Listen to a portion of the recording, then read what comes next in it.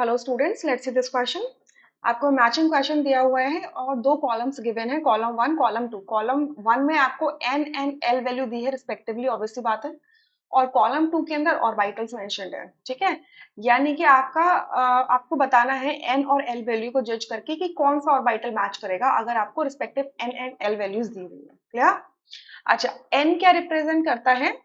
Principal quantum number. Principal quantum number, quantum number basically क्या होते हैं? क्वांटम नंबर्स आपके क्या होते हैं? वो नंबर्स होते हैं, वो होल नंबर्स होते हैं एक्सेप्ट एमएस वैल्यू को छोड़ के, मतलब स्पिन क्वांटम नंबर को छोड़ के, मैग्नेटिक स्पिन क्वांटम नंबर को छोड़ के चार आपके क्वांटम नंबर्स होते हैं। Principal quantum number, orbital angular momentum quantum number, या उसे आप एजीमुथल क्वांटम नंबर भी कहते हो, या फिर magnetic quantum number, magnetic quantum number, magnetic orbital quantum number and आपका स्पिन क्वांटम नंबर। या आप उसको कह लीजिए कि इलेक्ट्रॉन स्पिन क्वांटम नंबर, ठीक है, या इलेक्ट्रॉन स्पिन क्वांटम नंबर मैंने आपको बोला, ठीक है। तो आपके चार क्वांटम नंबर्स होते हैं, जिसमें से लास्ट जो क्वांटम नंबर होता है वो आपका हाफ, मतलब वो आपके फ्रैक्शन में होता है, हाफ होती है उसकी वैल्यू, ठीक है, या तो प्लस हाफ या फिर माइनस हाफ। तो बाकी सारे क्या होते हैं? पॉजिटिव इंटीजर्स होते हैं, पॉजिटिव एंड नेगेटिव इंटीजर्स होते हैं, इंक्लूडिंग जीरो। बट और इसके अलावा और कोई डेसिमल में वैल्यूज नहीं हो सकती। सो एन जो है हमारा प्रिंसिपल क्वांटम नंबर है, जो बेसिकली एनर्जी शेल बताता है कि कौन सा एनर्जी शेल है, फर्स्ट है, सेकेंड है, थर्ड है, राइट। और ये जो एल होता है, ये एल क्या होता है? Orbital angular, angular momentum quantum number, Q N लिख रही हूँ मैं शॉर्ट में, क्वांटम नंबर, ठीक है। Orbital angular momentum quantum number के तीन नाम है, सब्सिडियरी क्वांटम नंबर भी कहते हैं और एजीमुथल क्वांटम नंबर भी कहते हैं। क्लियर? तो आपका जो एन है वो तो आपका स्टार्ट होता है कहाँ से? आपकी एन की वैल्यू जो स्टार्ट होती है वो वन से स्टार्ट होती है और अप टू इंफिनिटी जा सकती है। और एल की वैल्यू जो होती है वो जीरो से लेकर, सॉरी, ये आपकी कहाँ से स्टार्ट होती है?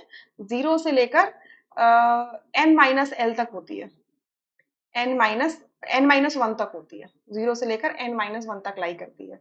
तो इसकी वैल्यूज क्या हो सकती है? जीरो हो सकती है, वन हो सकती है, टू हो सकती है, थ्री, फोर, फाइव, ऐसे एक्सेट्रा हो सकती है। क्लियर?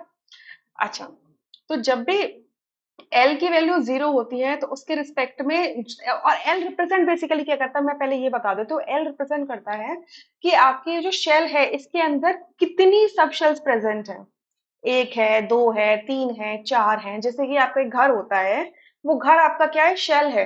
बट उस घर के अंदर कितने रूम्स प्रेजेंट हैं, तो वो भी तो मैटर करते हैं ना। आपकी अगर एग्जैक्ट लोकेशन बतानी है तो मुझे ये भी तो पता होना चाहिए ना कि आपके घर के अंदर कितने रूम्स हैं, ठीक है।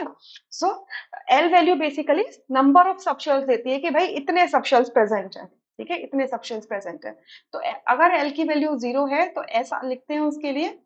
एल की वैल्यू वन है तो उसके लिए पी लिखते हैं, टू है तो डी, थ्री है तो एफ, फोर है तो जी, फाइव है तो एच, ठीक है। ऐसे लिख दिए थे।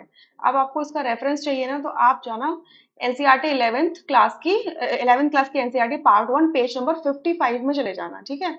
वहां पे आपको दिख जाएगा कि इसके बारे में जिक्र किया गया है। क्लियर?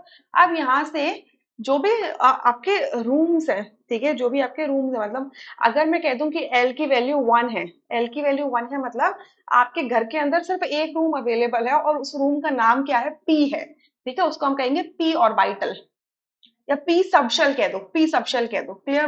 और मैं क्लियरली बोलूं तो पी सबशेल कह दो।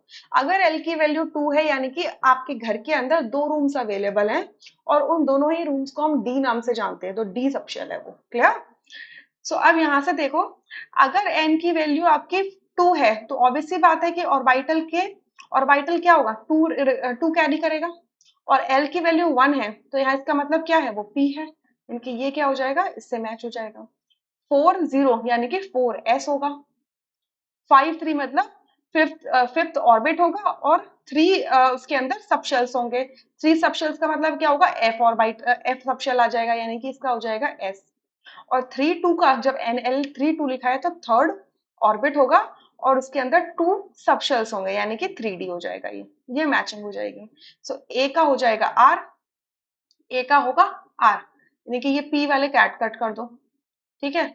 बी का होगा पी, ठीक है, ए आर बी पी, सी का हो जाएगा एस और डी का हो जाएगा क्यू, डी का हो जाएगा क्यू। यानी कि थर्ड ऑप्शन आपका करेक्ट होगा यहाँ से, अगर आप ध्यान से देख पा रहे हो तो थर्ड ऑप्शन करेक्ट है, बाकी सारे ऑप्शंस क्या हैं आपके इनकरेक्ट है। I hope you understood this question. Thank you.